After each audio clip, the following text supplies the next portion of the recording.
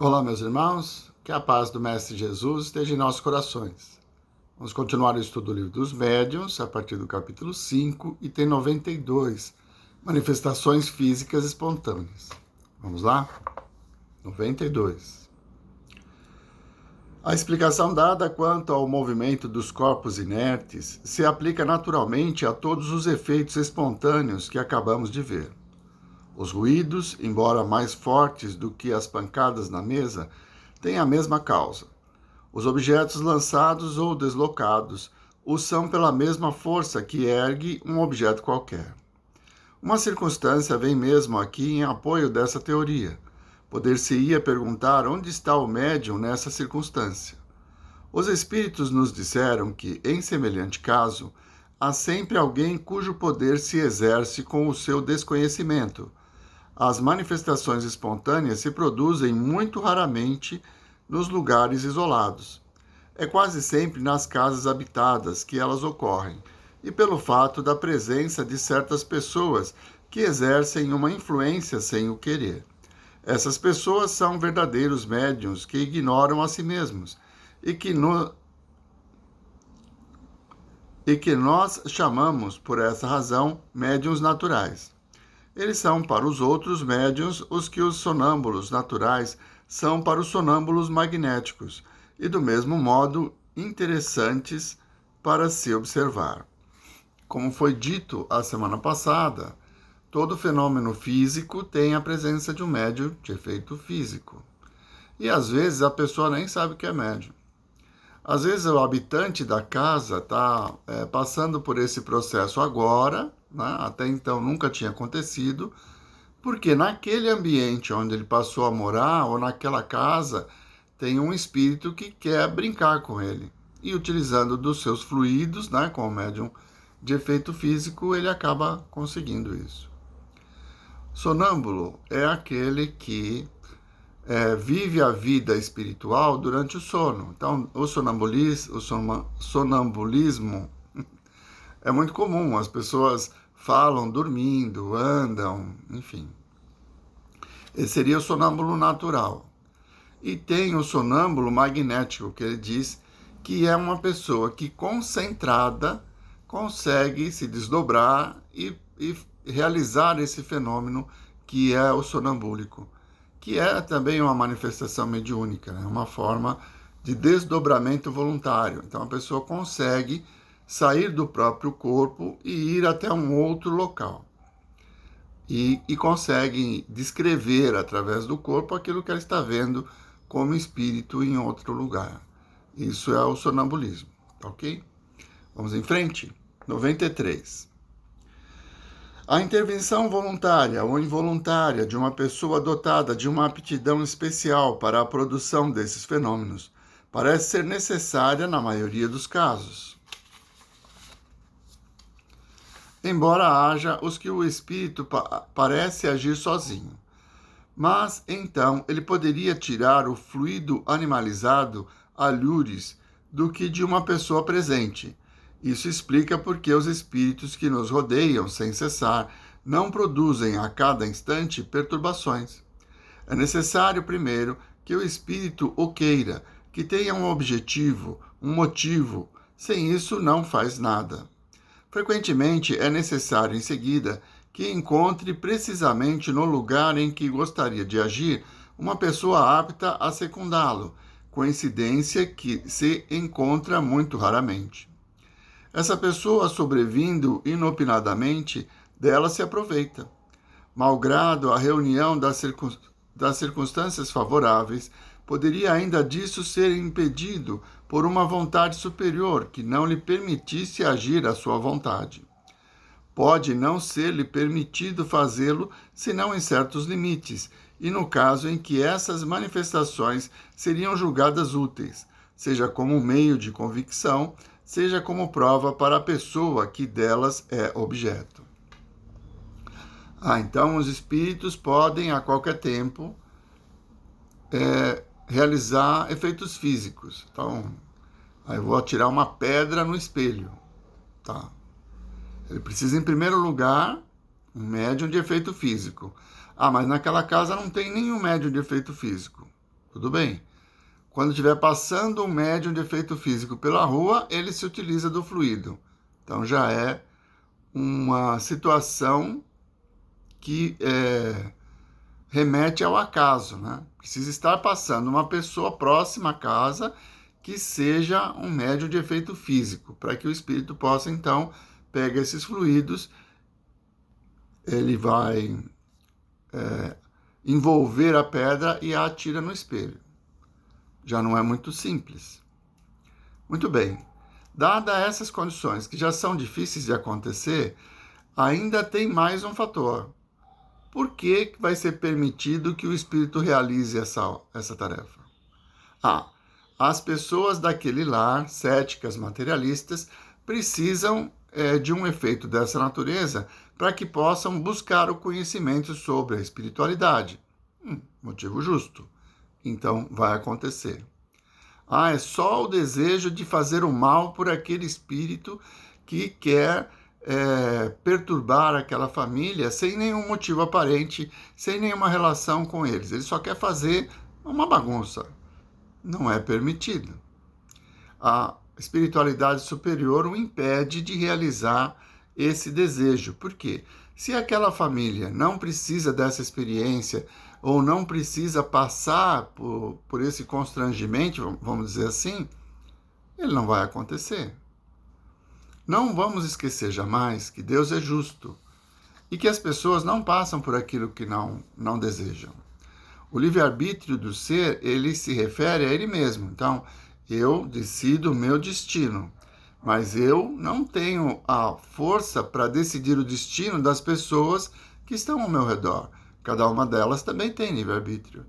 E a justiça de Deus, então, ele vai impedir que certas coisas aconteçam, a não ser que haja necessidade de que aquele fenômeno possa trazer algo de bom. Compreende que o espírito não está livre para fazer 100% do que ele quer quando se refere a um terceiro? Então, o espírito vem e quer me agredir. Ele não me conhece, não sabe quem eu sou, simplesmente deu vontade, ele quer me agredir. Só que eu não posso ser uma vítima inocente. Se eu merecer receber essa surra, vamos dizer assim, ela vai acontecer. Se não, não. Porque Deus é justo. O inocente não vai sofrer aquilo que ele não necessita. Então, ficou um pouco complexo isso, mas a gente precisa ter a certeza de que existe uma força maior que controla todo o universo. E nos itens mais particulares, mais próximos de nós, ele também atua. Então, os espíritos não vão conseguir nos prejudicar se não houver algo positivo para isso. Mas existem as obsessões, Dalton, e o processo obsessivo. Como é isso? O espírito não vem para minha casa para se vingar e me perturbar e às vezes provocar dores. Sim, acontece isso. Mas aquele que é vítima da obsessão, ele não é uma vítima inocente. Ele está vivendo um efeito. Não existe efeito sem causa. Uma vida anterior, as relações anteriores, ou a necessidade de aprendizado atual, faz com que o fenômeno seja permitido. Mas caso não haja essa anterioridade, não vai acontecer. O espírito ele não consegue adentrar o ambiente, ele não consegue entrar em sintonia com a pessoa, porque ela está em outra vibração. Ela não tem uma ligação para com ele, nem problemas morais, né? Vamos dizer, pesos na consciência, dificuldades de manter o equilíbrio. Então, nós somos livres para escolher nossos caminhos e aqueles que têm o desejo de nos perturbar só vão ter acesso a nós quando houver algo positivo. Quando essa perturbação vai nos abrir os olhos, nos ajudar a resgatar erros do passado e muitas outras circunstâncias que a gente vai aprender ainda ao longo do estudo desse livro. 94. Não citaremos a esse respeito, senão o diálogo provocado a propósito dos fatos que se passaram em junho de 1860 na rua de Noyers, em Paris. Encontrar-se-ão os detalhes na Revista Espírita, número de agosto de 1860. 1.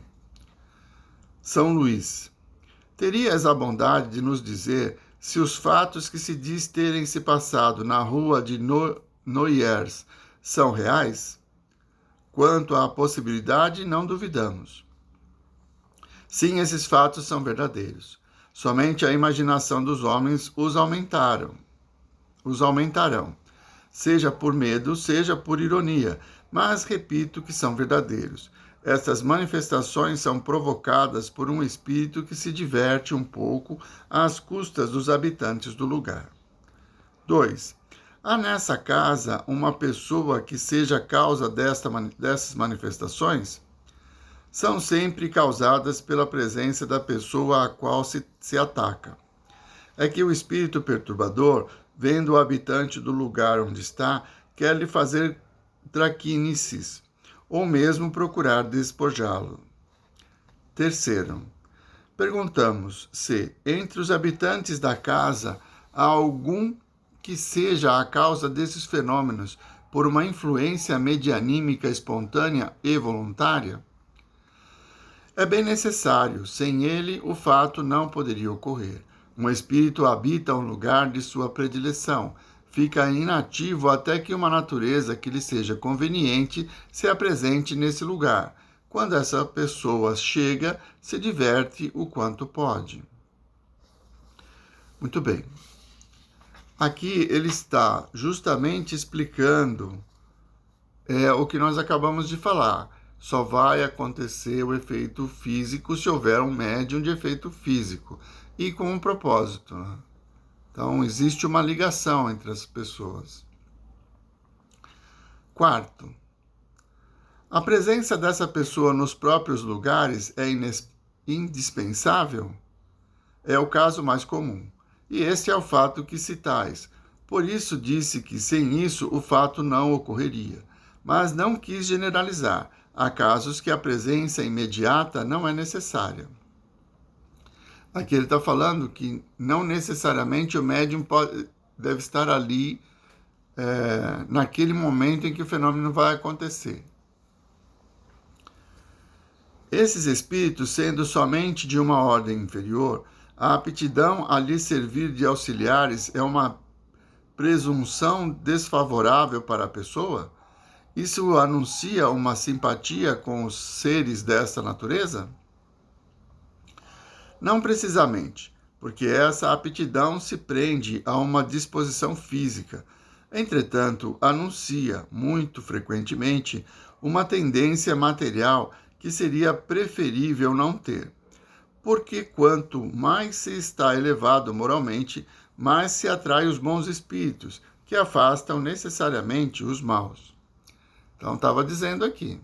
Existe um desvio moral, existe uma necessidade de aprendizado das pessoas que vão vivenciar o fenômeno.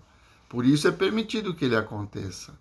Então, as pessoas que têm uma elevação moral, que têm pensamentos positivos, eles não estão sujeitos a essa influência, porque estão mais próximos de espíritos superiores. 6. Onde o espírito vai apanhar os projéteis dos quais se serve? Esses diversos objetos, o mais frequentemente, são apanhados nos próprios lugares ou na vizinhança. Uma força vinda de um espírito os lança no espaço e caem no lugar designado por esse espírito. Então ele está falando aqui da telecinese, né? Então, de repente, cai uma pedra em cima da mesa. Mais para frente, eu acho que nesse livro mesmo, existe uma explicação que o espírito ele envolve o objeto com o fluido e por isso ele consegue atravessar a matéria. Então passa pela porta, passa pela parede. E aí ele tira o fluido que está envolto naquele objeto e ele cai em cima da mesa. Ah, mas então ele criou o objeto? Não, ele trouxe de algum lugar, do quintal ou da vizinhança, como foi dito aqui.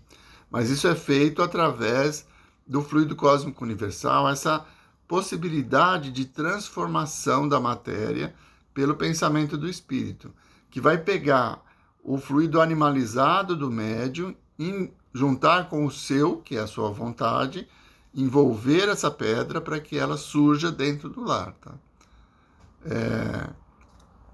Não é uma aparição. Né?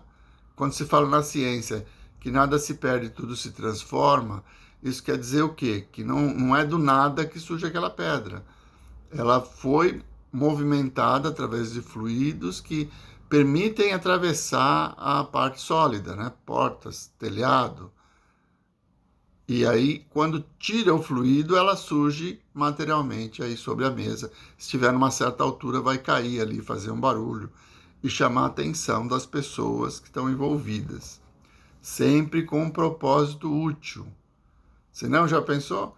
Os espíritos que são ainda inferiores e odientos resolvem atacar as outras pessoas à base de pedradas? Ia ser uma coisa insólita, né?